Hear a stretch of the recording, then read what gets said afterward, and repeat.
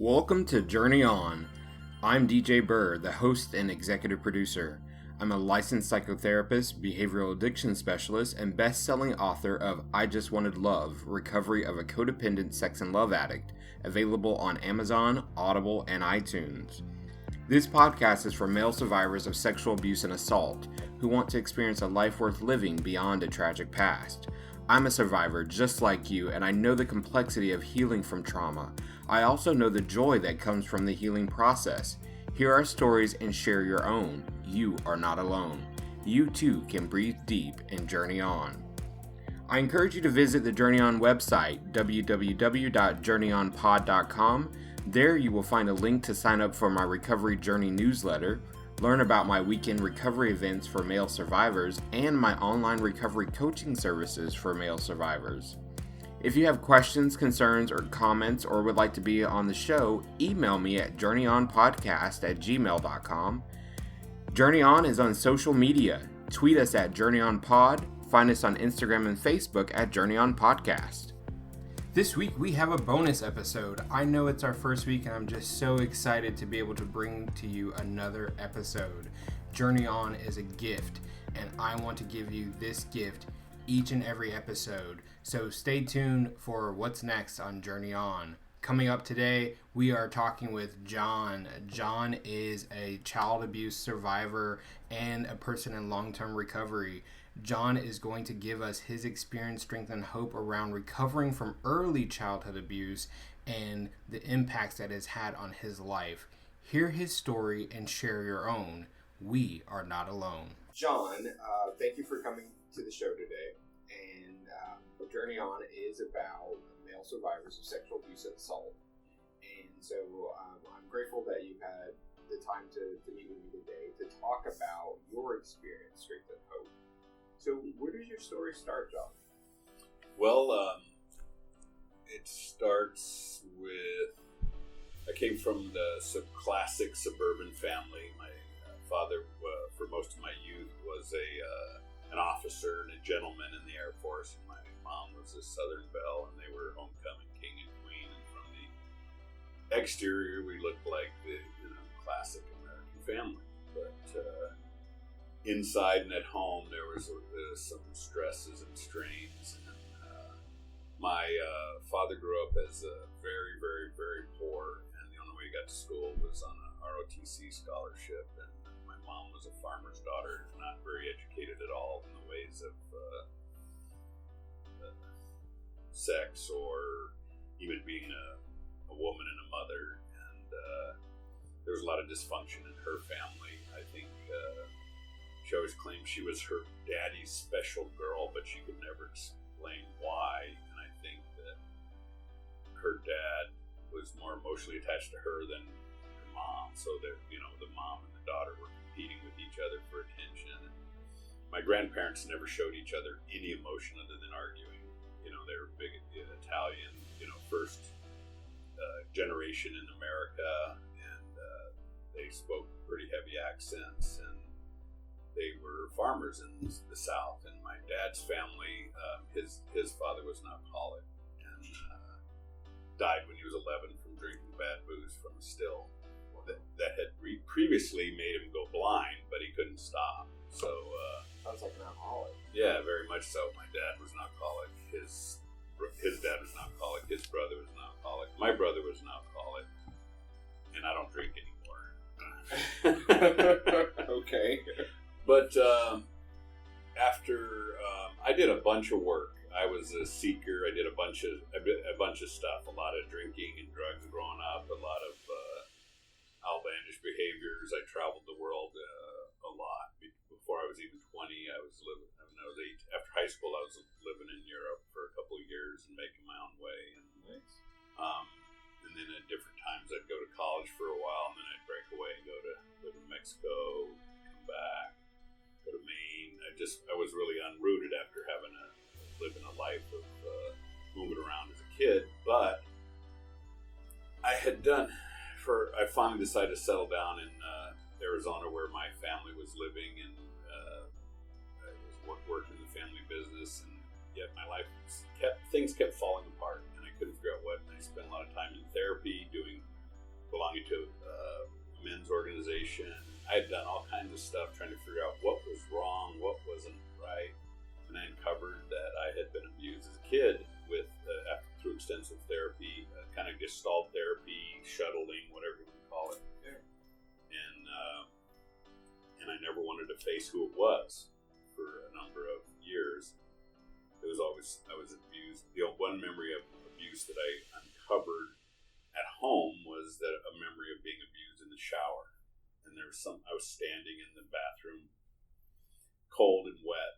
The shower was running, and there was somebody in there, and I couldn't figure out why I was standing there kind of petrified, but I wasn't clean. Why was I out of the shower if I wasn't clean? Why was I not getting dried off? Why was I, what? And it was because I had, my dad was in the shower, and I had broken free and gotten out, and he was trying to get me to perform a sexual act. And I have a lot of vague, kind of gray, foggy memories that I can't discern. But at that period in my life, I slept incredibly lightly. I would wake up if somebody's pants legs rubbed together walking into the room. I had wet the bed until very late. Part of it was because I would never want to go to sleep because I didn't want to be molested. Yeah, it sounds like you were frightened. Yeah, and then the other abuse happened in church. At church, I was raised Catholic, and I was studied to be an altar boy, and my mom was never on time picking me up. I don't know whether the priest told her to come later or whether she was late. She's chronically late all the time anyway, and she's kind of a narcissist and not really concerned about her commitments to others. But that kind of threw me off religion completely for a long time. And so you were molested? I was molested How old were you? That period was, I think I was 11. So at 11 years old, you were molested by a clergy member? Yeah. By a visiting young priest, or I don't know, visiting, maybe new. I think he was new. And where I had to learn take altar boy classes wasn't even a regular church. It was somewhere across town. It was kind of like there was no roots or connection with these people. Yeah. And then when I decided I'm not going anymore, nobody ever asked me why. When I'd finished being an altar boy, taking the classes, but I never went and did was an altar boy during the services, and nobody ever asked me why. They just accepted that. It was just like something happened. I don't know. They didn't. It was, my family was kind of weird. When I was around them, they were very hyper micromanaging. My mom was a super helicopter, like do this, do that. Never, you just. But when I wasn't, it was like out of sight, out of mind. When I was 14, a buddy of mine and I went camping. We went floating down a river for 5 days, and his parents thought he was with my family, and my parents thought I was with his family. It was just me and him on a river in Virginia for 5 days. And we got all kinds of adventures, including having guns pulled on us by some hillbillies. Almost got stomped by bulls one night. But so it was this weird juxtaposition of, when we were away, we could do whatever we wanted, but when we were close, my mom was always in my face. So it was kind of, I never wanted to be close because it was always too much. Yeah, sure. And my dad was the typical workaholic, always be gone. And, now, you talked about being in the shower with your dad. How old were you? That was around that might have been 8 or 9. So is that the first time? I have no clear memories other than those two. Okay.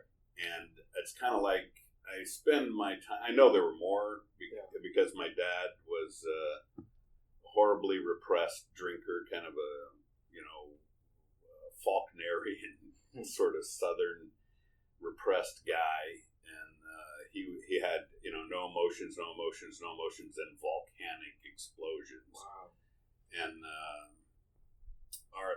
And so I feel like that, when I'm like trying to find the elephant in the room of abuse, and I've only found those two little pieces, which aren't that little. With the priest, it was actually, I was completely naked. He was touching me and he was telling me stuff like,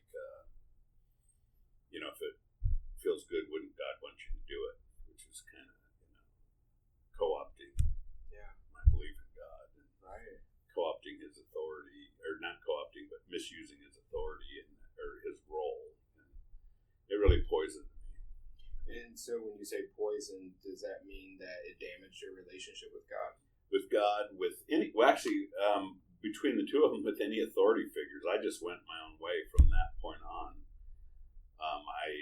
I ran my own show. I mean, there was, in my family, my dad wasn't emotionally available to my mom. My mom emotionally incest to me, was always talking to me about how her husband wasn't emotionally available, and I was the sensitive one, and I was like I finally, I was about 16, and she's talking to me about my dad's shortcomings, and I'm like saying, well, why don't you go to a movie with the neighbor? Why don't you go to the movie by yourself? Why don't you do, and couldn't, and she would always slam down any idea.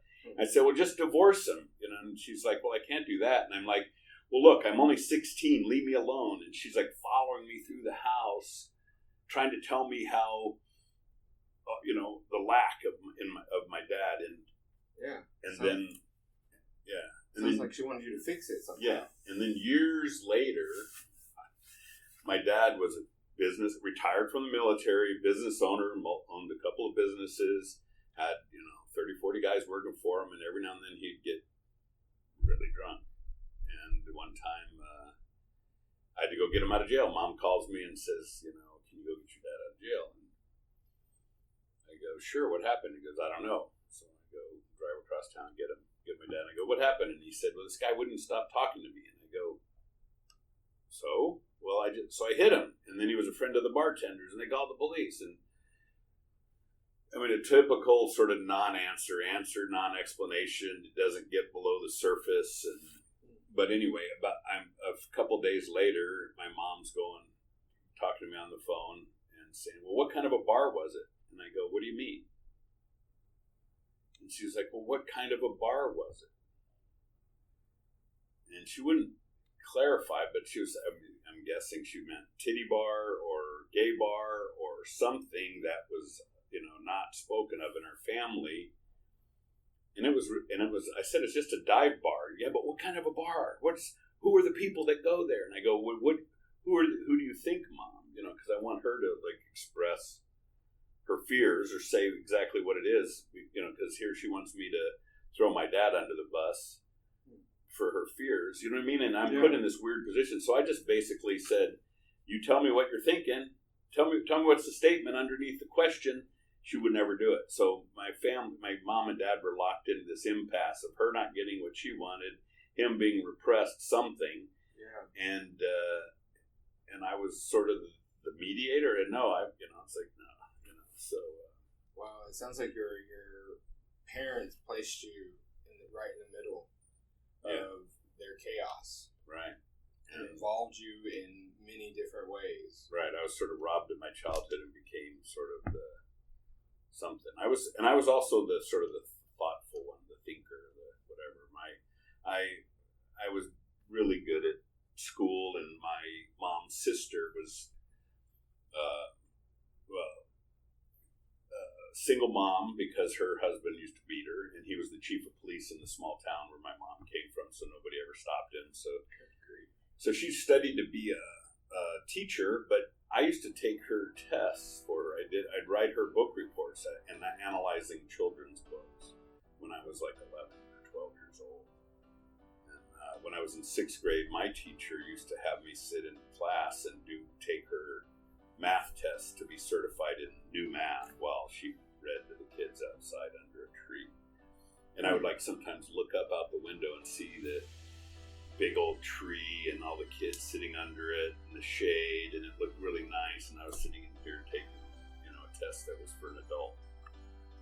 And I kind of, so, it's kind of like I covered up the abuse by overperforming, by, going all into my intellect and going all into my, being a smart guy, whatever, and it's served me for a number of years. Yeah, so you covered up the abuse so much so that you weren't able to uncover it until you were an adult. Right. I had 9 years of extensive therapy working on stuff, and it took me about 5 or 6 years to start telling the truth to my therapist. Okay. Because I was a full-on sex and love addict that, I grew up in a house full of secrets. Apparently, my dad did stuff that my mom wondered about. My mom could never talk to my dad, about it.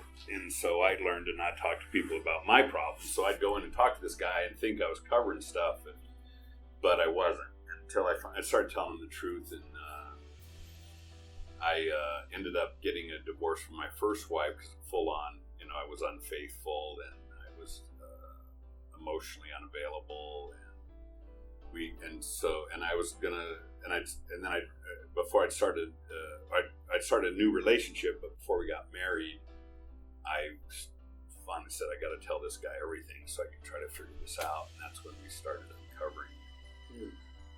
Would you say that your sex and love addiction is related to the abuse you suffered? Oh, absolutely. It's like, there's a diagram that kind of explained to me a lot of my character defects and a lot of my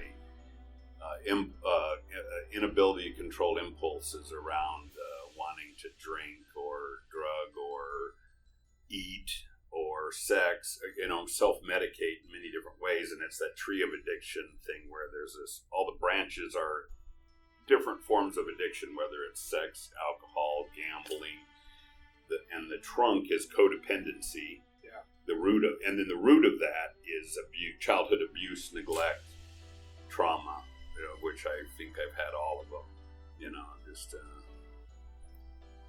We moved a lot. I was friends with my two older sisters and younger brother. We were very, very close. My brother and I kind of experimented sexually when we were little, and that sort of traumatized him, but he could never talk about it until we were in our 30s or something. And I didn't realize how traumatic that was, but some people hold that touching another male is bad or whatever. Sure, He was, and we were experimenting. We were like 10 or 11. And, but it wasn't traumatizing for you? No, we were just talking about it and touching each other, and it was consensual. We were asking, and we were one year apart, so it wasn't like there was a huge power differential or anything. Sure. But I do feel some shame because I was the older one, so I feel like I'm responsible, because 1 year, although not a lot now, when you're younger, that's more important. Seems older brother, younger brother. But I wondered if that happened after the abuse you suffered from your father. Well, that happened either after. Oh yeah, that was after. That was actually, because the house we were in was the next house. So I believe that most sexual activity before puberty is learned. Yeah, it's not natural outgrowth of human experience. So, and I don't think at that point I had an orgasm even, so I didn't know, Sure. So, and I kind of think that puberty is around the time your sex organs and your body changes. I don't know the physiology or the medical part of it. But, well, I think some people, it depends. A variety of things, I think, influence the sexual development. But it definitely sounds like you were mirroring, that behavior that you suffered from, the abuse you suffered from your father. You might have acted that out with your brother. I kind of think that's what we were, because I'd said I thought I might be gay even, and to my brother, and he's like, "Well, do you want to try, or let's touch each other and see, and then I didn't even know what to do. I didn't get a erection, we were kind of laying together, like two little kids, like playing doctor,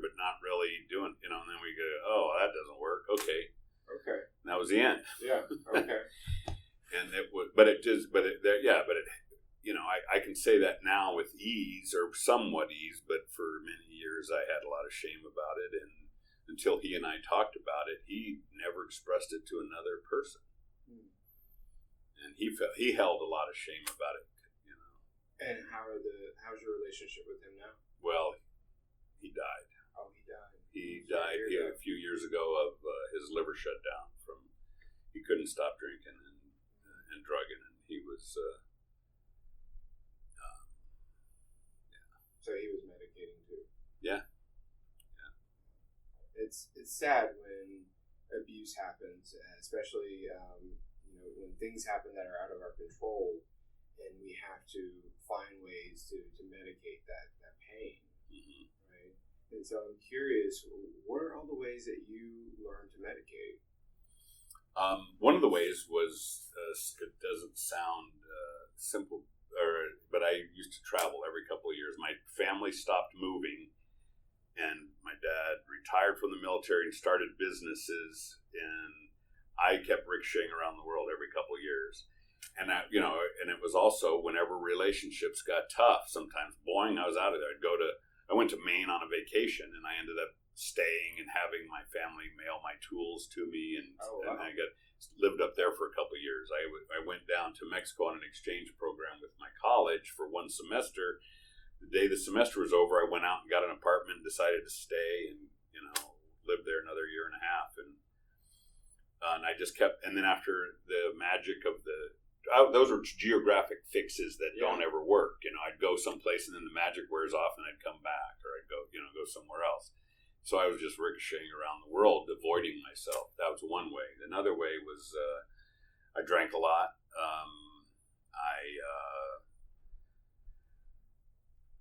I medicated with food and entertainment, and I became quite a foodie. I was involved in the hospitality business, building restaurants and that kind of thing. And so I was always at the latest restaurant, bar, celebrity chef, and acting like a big shot was sort of, was one, or acting like, one of the cool people. Being in that sort of assuaged my ego or fed my ego, and, the feelings of abuse, less than, inadequacy were covered up by being a gadfly.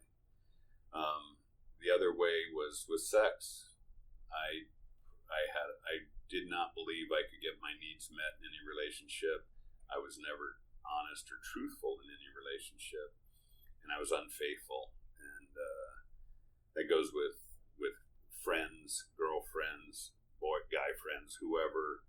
I was just anything that moved, especially when I was traveling and out of town, which I was a lot for work and vacation. I did a lot of travel back in my youth. And what were the consequences of all the self-medication? Well, there's a lot of damage. There's a young boy that I raised from my first marriage from 1 until the age of 11, and he and his mother and I were married for 7 years, and we got divorced. And even though I helped him even after he was out of my life, I helped support him through high school and had a college fund for him and stuff. He hasn't spoken to me for the last 10 years. And I feel like he's a stepson, but he has a father who's alive. So I never adopted him. I didn't, that kind of thing. But you raised him. Yeah, I raised him or helped raise him, and he's very upset with me, my behavior or something, and he can't even talk to me about it. And I pretty much blew up my first family. I blew up my a business that I owned. I've gone through more money than I thought I would ever have in my life, and I could be retired by now, but I'm not. I still got to do some work. Yeah. Still got to work. Yeah. So the consequences in every aspect, financially, in relationships, in family, there's a lot of wreckage due to the abuse and due to the trying to medicate against it under the table or where people aren't looking. And the other way is work. I used to work like a fiend. what I used to explain is I'd show people my hand and I'd go, because I'd go, this is my work addiction. This is what I do when people are looking, and then show the back hand. And the sex addiction is what I do when people aren't looking. Backside. Yeah. Yeah. Wow. And so I'm assuming that the tides turned, and when you got into therapy and got some clarity about the abuse, can you talk about how that impacted you and what you did after learning? Yeah. Well, first, I was doing some men's work, which was very helpful in many ways because it got me in touch with feelings. It helped me get in touch. It helped me do the work to uncover and own the abuse, and also uncover and own some of the behaviors. But men's work alone is not a substitute for either 12-step or focused addictions counseling. And so in some ways, I thought I was doing my work, and I didn't really get at the heart of the matter. So for about a dozen years, I'm doing my work, I think, but the acting out didn't stop. Okay. The infidelity in my current marriage didn't stop. So I was still lying. I was still doing, little cheats here and there in life, because it doesn't just limit itself if you're medicating. If I'm medicating kind of off the books, I'm doing other things off the books too. And so the men's work, we didn't have the discipline because we're all kind of it's like a men's group and we're all equal, but there's no facilitator and there's no focus, and you can think we're doing work and we can think we're holding each other's feet to the fire, but really sometimes we're just co-signing each other's bullshit. And so that's kind of the danger of not having a focus on the group of sobriety or truth telling. Okay.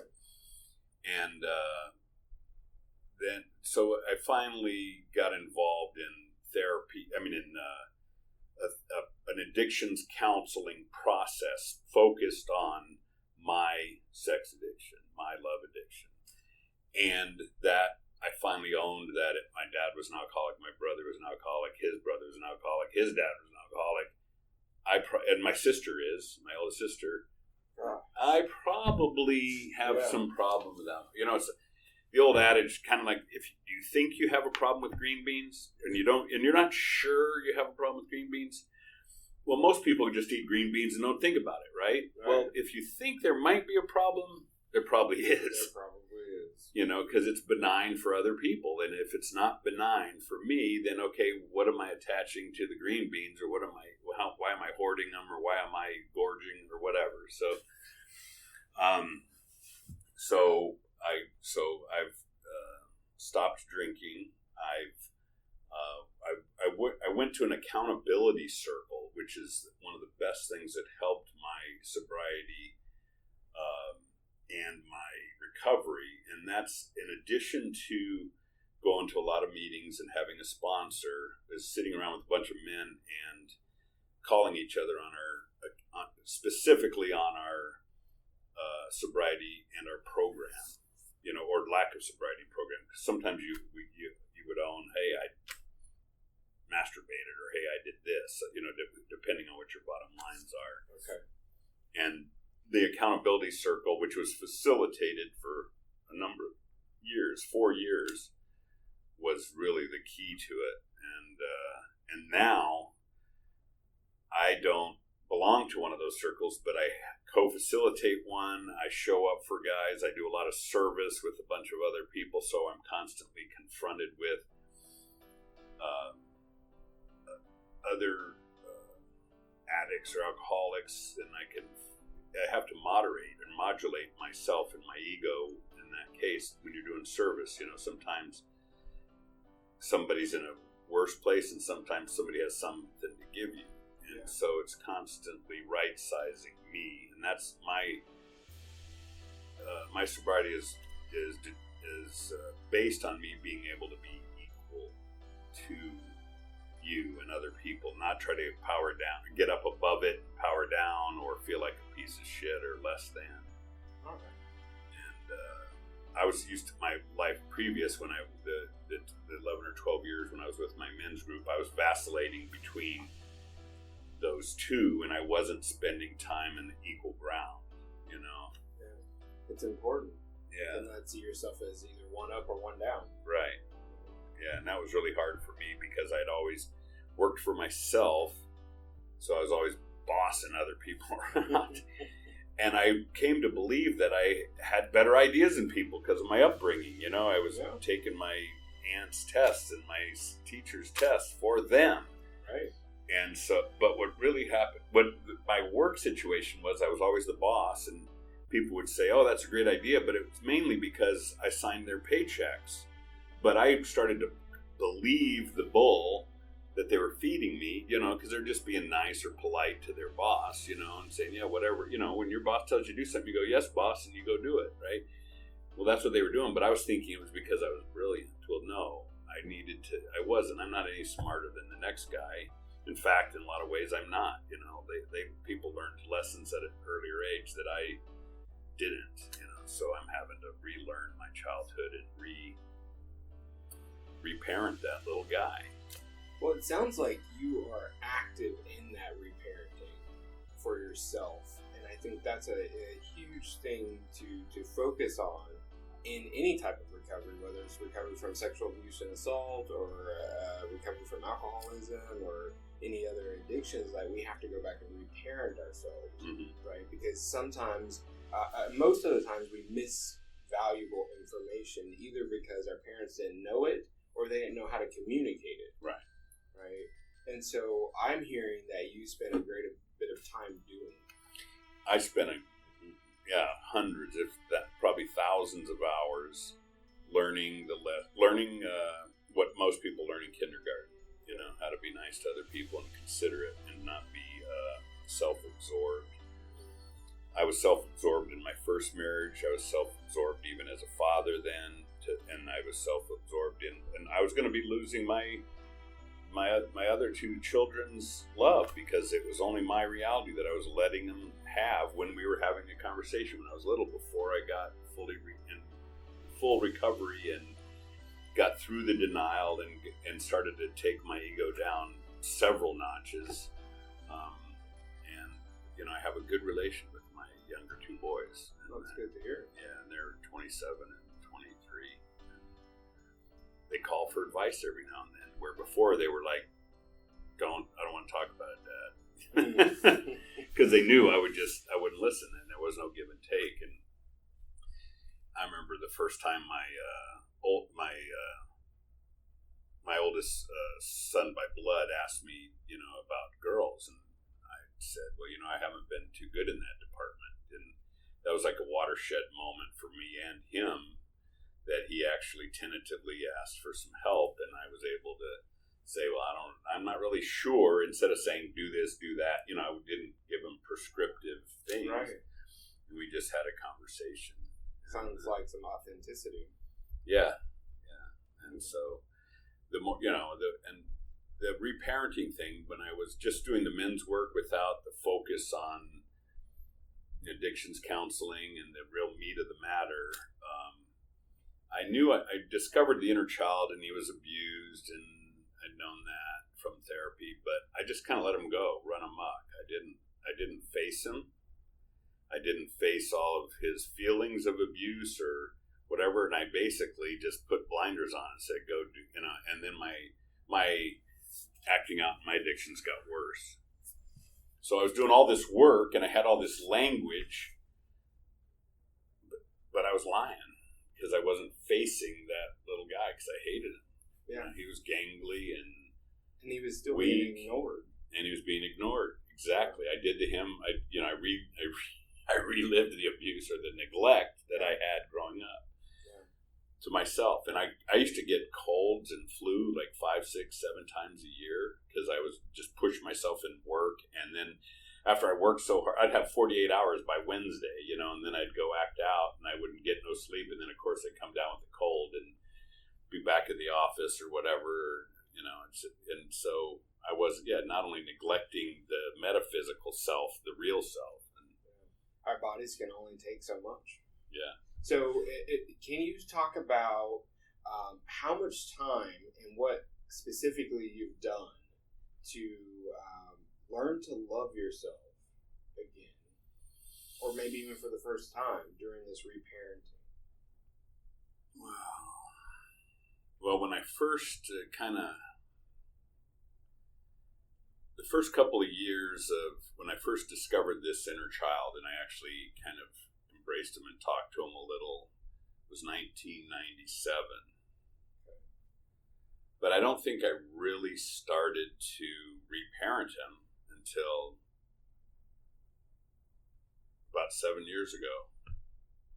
So in that interim time, I had an on again, off again relationship. I was going through therapy. I was doing some men's work, but I wasn't focused on my own character defects, my own addiction, my own saying, hey, I might be an alcoholic, or I am an alcoholic, or I might be a sex addict, or I am a sex addict. I was kind of just doing the usual talk therapy kind of stuff. Mm-hmm. So it's been, in the last 7 years, it's been a lot of meetings and a pretty strong program. And sometimes, in order to get to a meeting, because I in my work I drive up and down the Northwest. Sometimes I'd have to drive 90 miles to get to a meeting, but I would do it. So you would do it most of the time. At least once a week, I'd drive 40, 50 miles to a meeting, to go to meetings. And so going to meetings is a way that you demonstrate love for yourself, because you're not avoiding. Right. You're engaging. Yes. In what's helpful for you. It's helpful, and it's also, when I go to these meetings, I'm open. I have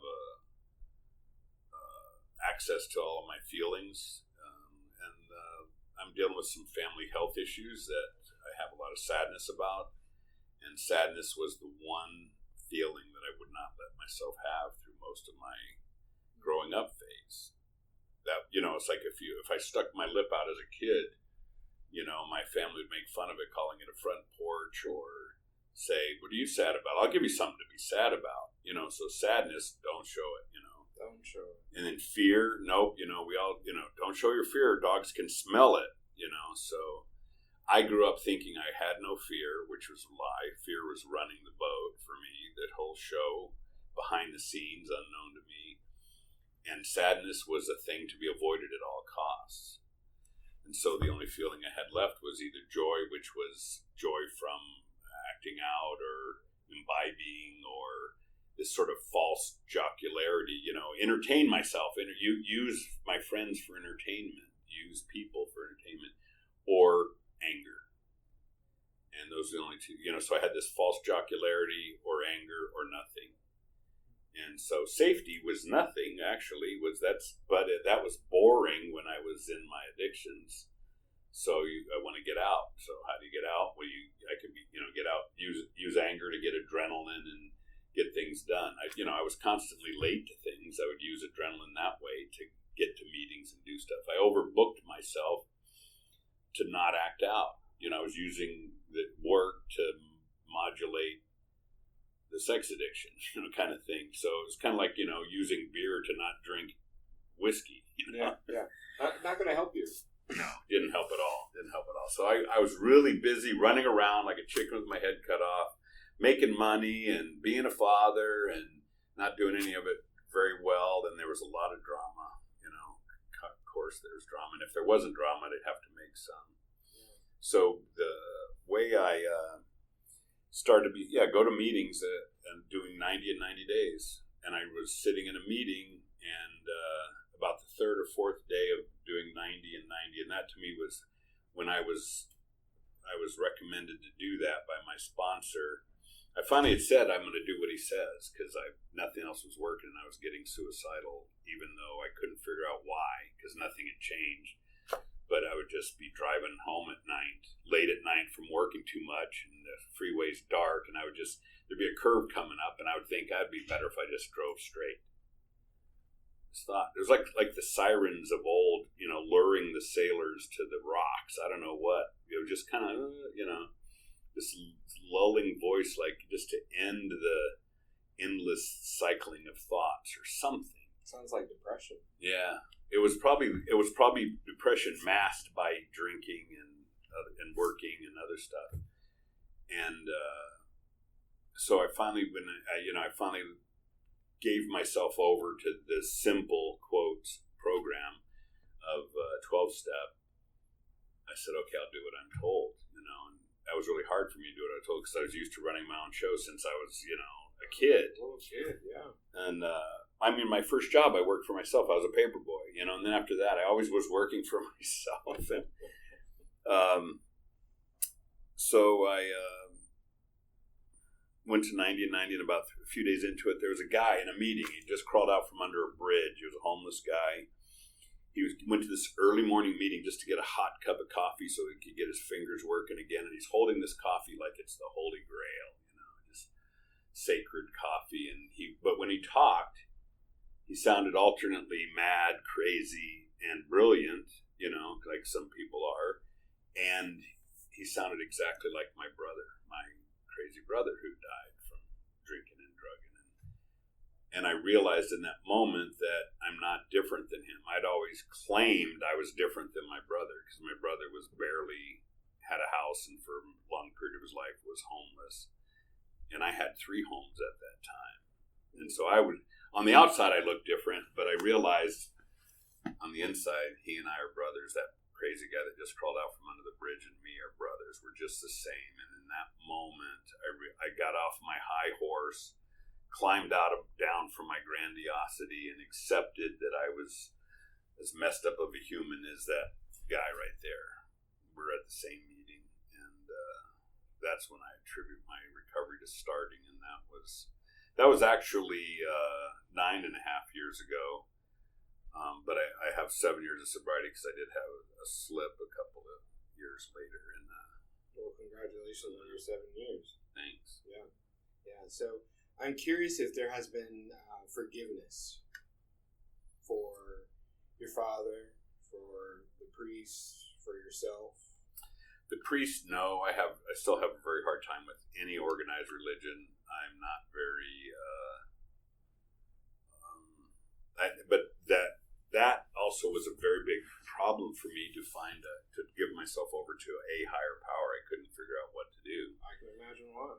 God to me was, God and religion were bound up, and I would always think, God was this story from the Bible of this guy in a flowing robe sitting on a cloud, whatever, and he was being manipulated or co-opted by these institutions that were abusing young kids, and so it took me a long time in 12-step to come up with one, and I have, and it's pretty evidence-based. It's actually the wisdom of the group, okay, and it's called group consciousness, which we say a lot. Absolutely. But the best thing is that I don't run my own show anymore. I don't make my own decisions. I run them by my group of guys, or people call it your board of directors, or you could call it your network, but call my sponsor. If I'm going to make a decision, even life decisions sometimes, they're not part of the 12 steps, but hey, am I making this for the right reason, or am I just trying to escape my problems? Well, it sounds like you finally have a support system. Yes, I feel like I do. And in fact, my support system, it helps govern, what some of the things whether I'm going to relocate, do they have a support system there? Can I plug into it, or do I want to remake my support system? Yeah. So no more bouncing around without a plan. Right. Yeah, there's not. That's exactly right. And my wife and I are at the stage in our life where we want to evolve to a retirement phase, and where we live has to have a support community. Absolutely. So did you forgive your father? I accepted my father for a long time. In the first dozen or 50, maybe even 20 years after I uncovered the therapy, I demonized him. I hated him. I don't demonize him anymore. I know that he gave me a lot of good traits as well. So I think I have accepted him. But he died before all this stuff, before I got through recovery or into recovery. And he died when I was uncovering the abuse and therapy. And so I haven't really. Yeah, I haven't. Yeah, he died in front of me of a heart attack.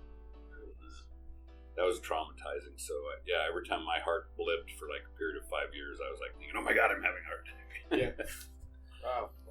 Yeah. Your story is remarkable, John. What would you tell our listeners who are in recovery, recovering from childhood abuse or sexual assault, even as an adult? What message could you leave them with before we close? The biggest fear I had, that why I couldn't face the abuse, why I couldn't face my own character defects and problems, was that I felt the sadness was too huge, that it was a bottomless pit. And I was in a very, very difficult situation where a friend of mine who I recommended do this process with men's work, and supposedly a good thing, he almost died of a heart attack because he was being pushed by the leaders too hard. And I really reacted very poorly in front of like 50 people, and I was going to shut down the whole process because my friend almost died. And I realized that I was making the leaders into bad dad.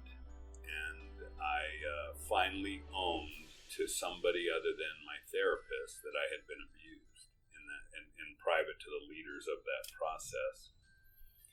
And what I realized was that's when I really hit the bottom of the well, because I had acted outrageously in front of 50 people, and I had got a little road rash to prove it. And but I felt really good after that. I felt like, okay, I hit the bottom of the well, but the good news is it has a bottom. And I started to come out. So the message I would give is that,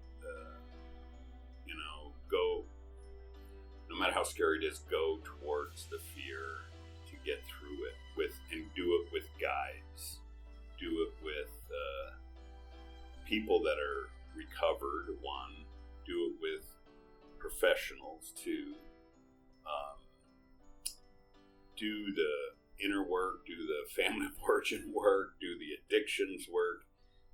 I think you got to do them all. You can't I did one for a while and then another, but you got to do them all kind of together. They come together because one's the root, one's the trunk, and the rest is the tree, Absolutely. Yeah, I totally agree with you, John.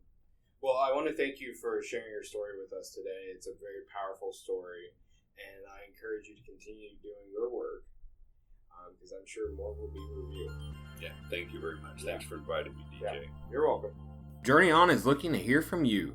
If you're interested in sharing your experience, strength, and hope with our audience, email us at journeynonpodcast@gmail.com for details. Journey On's production is currently funded in whole by me as part of my desire to provide support to those who are still suffering. Production costs fluctuate and can be prohibitive in terms of what I can offer to our audience. You can help support Journey On's mission by supporting the production. There are two options.